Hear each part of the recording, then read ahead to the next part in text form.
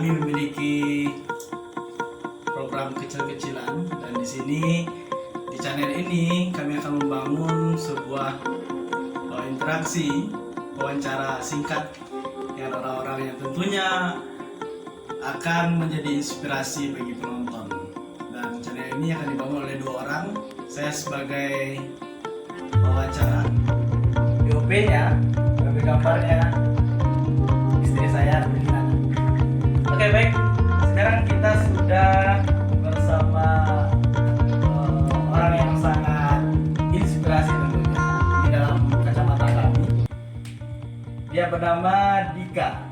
Selamat datang Dika. Selamat datang. Dan ini sebenarnya suatu kehormatan lah. Ketika channel ini baru dibangun, tokoh atau seseorang yang kami undang itu Saudara Dika. Ini dari kami mencoba riset kecil-kecilan lah dari beberapa teman ke teman lain.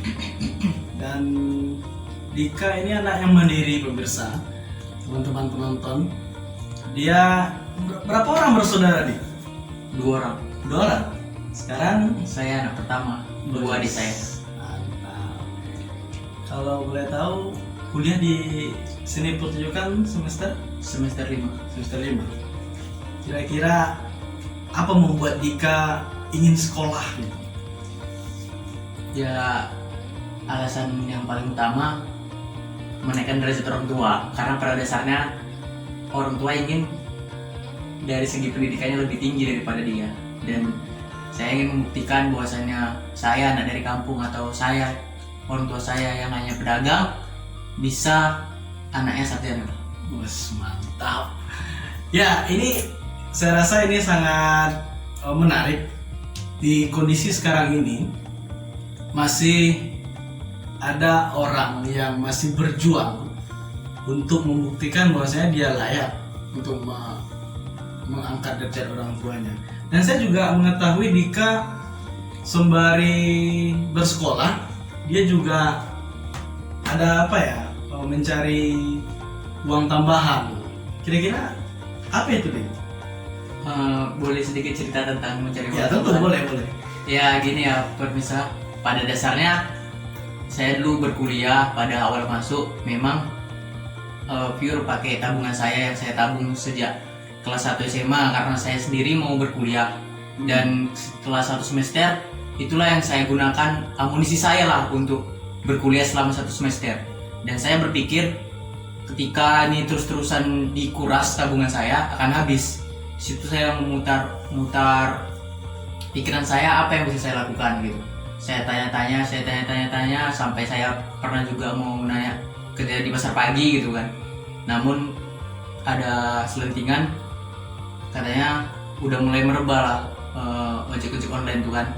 Jadi saya dulu kereta saya di kampung kereta metik. Nah, jadi saya bilang sama orang tua saya, udah saya tidak mau naik kereta yang cantik-cantik, kereta yang sederhana aja, tapi bisa membuat kendaraan saya.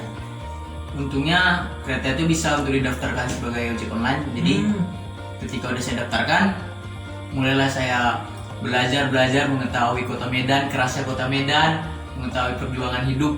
Disitulah banyak saya belajar. Tapi kenapa sih kamu memilih ojek online? Dengan kondisi sekarang ini, apakah kamu tidak malu dilihat oleh teman-teman seusiamu? Oh, kamu kenal Dika yang ojek online. Itu bagaimana pendapatmu? Gini, orang hanya lihat dari cover gitu. Kita mau lakukan apa aja orang selalu berkomentar. Kita maju dikomentari, kita mundur dikomentari, kita di tengah-tengah dikomentari. Jadi hidup saya bukan untuk mendengarkan komentar orang. Selagi itu komentar baik saya terima. Saya tidak akan kata malu.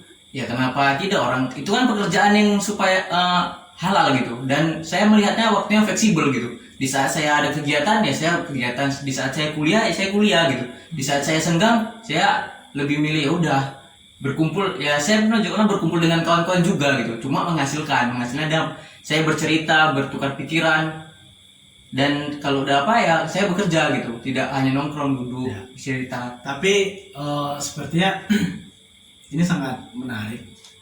Kira-kira dengan profesimu hari ini, orang tuamu tahu tidak? Jika hari ini orang tuamu menonton ini, apa yang kamu sampaikan? pada awalnya orang tua saya tidak tahu, dan itu emang inisiatif pure dari pikiran saya gitu untuk menjadi itu gitu kan. Karena sebulan 2 bulan saya tidak mengetahui, orang tua tidak mengetahui.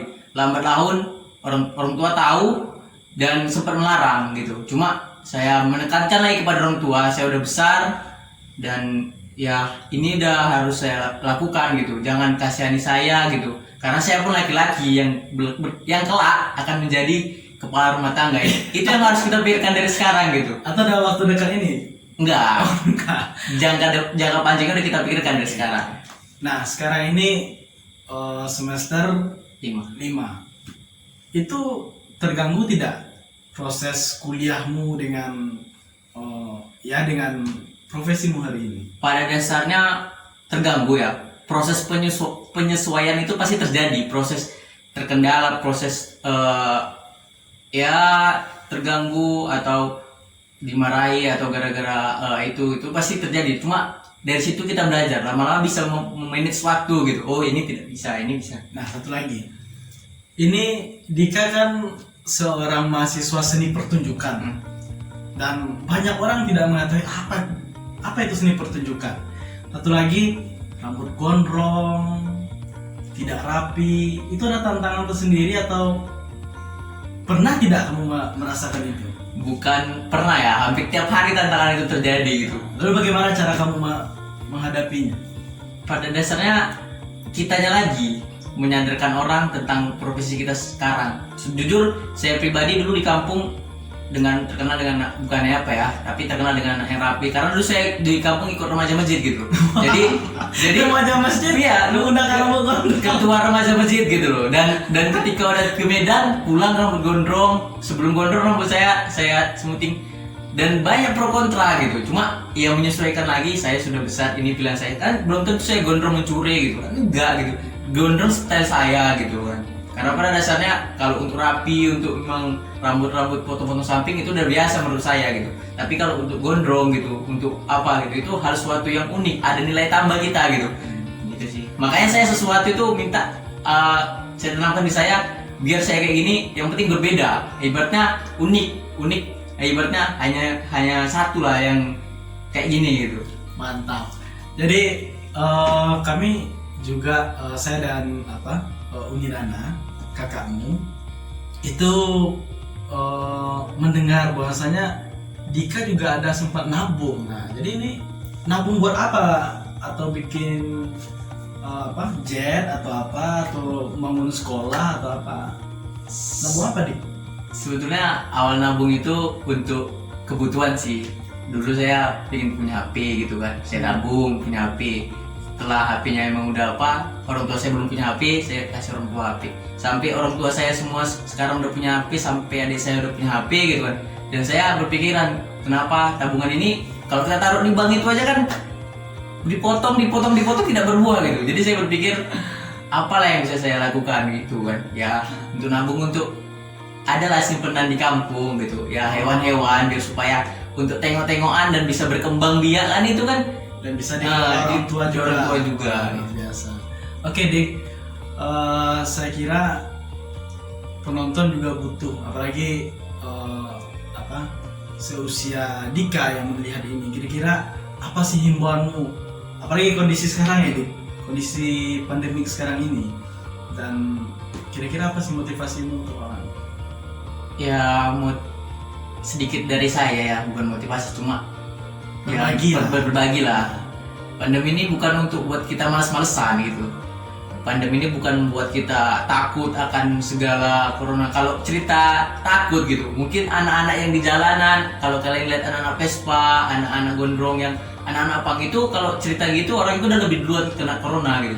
Tapi kenapa? Ya mereka percaya aja gitu, tetap menjalankan protokol kesehatan, tapi tidak membuat kita menjadi takut, berdiam diri, mengurung diri, takut kemana-mana. Itu saya sarankan tidak gitu.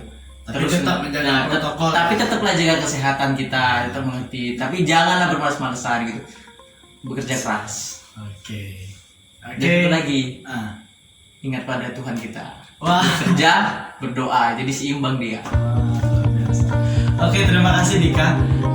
Saya rasa kesempatan kali ini walaupun singkat, mudah-mudahan siapapun itu yang melihat ini, setidaknya kami mencoba menghadirkan sebuah konten yang bisa menginspirasi banyak orang, walaupun tidak keseluruhan, tapi satu atau dua, setidaknya mereka berbagi. Dan jika teman-teman suka dengan ini, bangun channel kita bersama, like, share, dan subscribe.